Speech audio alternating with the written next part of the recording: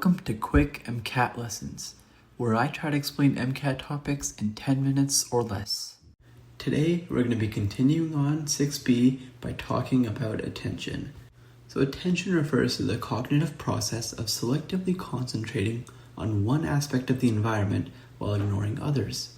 Since attention is a limited resource, our brains can only process a certain amount of information at any given time. Now there are different types of attention that we will go over today, starting with selective attention. Selective attention is the ability to focus on one stimulus while filtering out other distractions.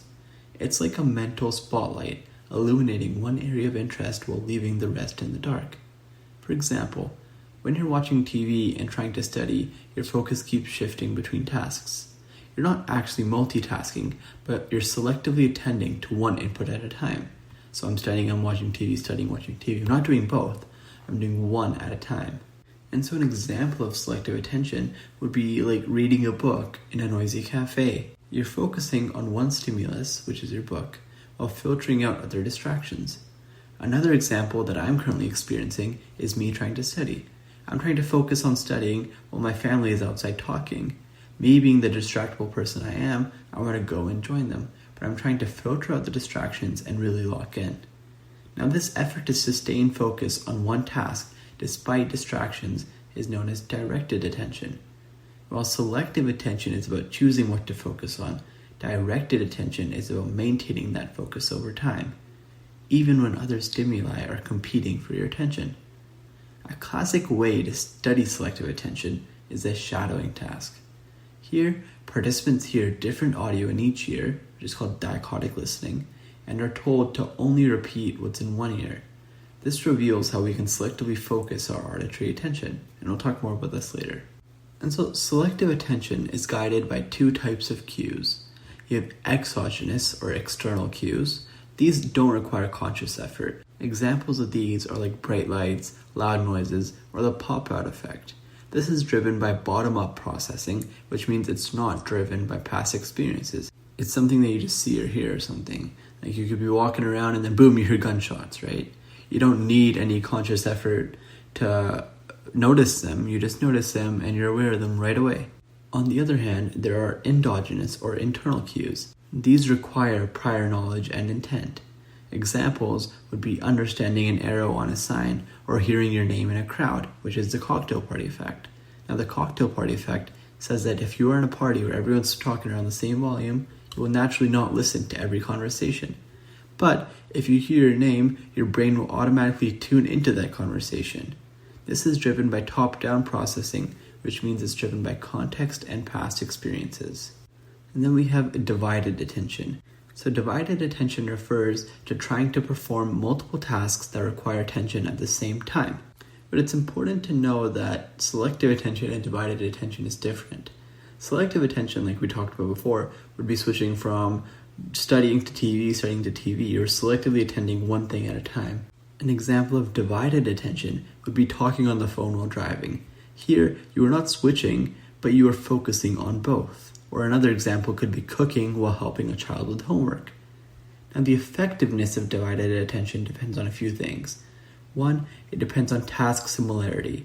If the two tasks are very similar, it will be harder to do both.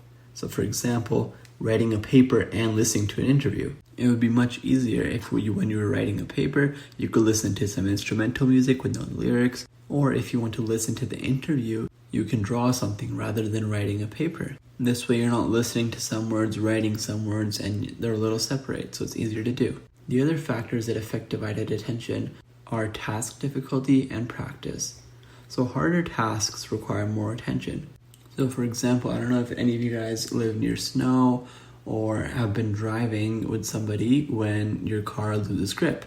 And for me, whenever that happens, I just go full quiet and I'm totally focusing on the situation.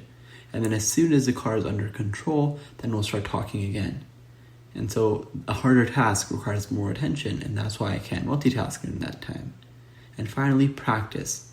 So with enough repetition, tasks become automatic, meaning they can be done with little conscious attention. So for instance, if you're a brand new driver, you won't talk and drive as well as someone who's been driving for a long time. And so this shows how task similarity, task difficulty, and practice can influence divided attention. Now, let's move on to the resource model of attention. This states that our attentional resources are limited and can easily be overtasked. Trying to do too many things at once divides these resources, leading to reduced performance in all tasks. This is why multitasking is inefficient, even with simple tasks. Studies have also shown that students who engage in high levels of texting or social media while studying tend to have poorer academic performance. Now, let's talk about the spotlight model of attention. This describes attention as a mental spotlight that shines on whatever we are focusing on. Imagine your mind has a flashlight. It illuminates one area of the environment while leaving the rest in the dark. This spotlight moves based on what we consciously choose to attend to and what grabs our attention. According to this model, we process a large amount of information unconsciously, but only a small portion of it enters our conscious awareness. That is, only what's under the spotlight. This explains why we can be primed by stimuli we aren't directly attending to. For example, if you're in a crowded room and someone says your name, your attention is instantly pulled towards that voice, even though you weren't consciously listening to it. This relates closely to selective attention, which is the ability to focus on one stimulus while ignoring others. Both models describe focusing attention on a specific part of the environment, but they differ slightly in emphasis. So, while selective attention is the decision of what to focus on, the spotlight model describes how that focus operates by shining on a stimulus and boosting our processing of it. They work together. Selective attention chooses a target and spotlight enhances our awareness of it. Now let's talk about inattentional blindness. This is also called perceptual blindness, and this occurs when we fail to notice something that's clearly visible because our attention is directed elsewhere. So example, you wouldn't notice a fire extinguisher on the wall because you never needed to look for it. This isn't a visual problem, it's an attention failure. Now there is also something called change blindness. This is when we fail to detect changes in a visual scene from one moment to the next.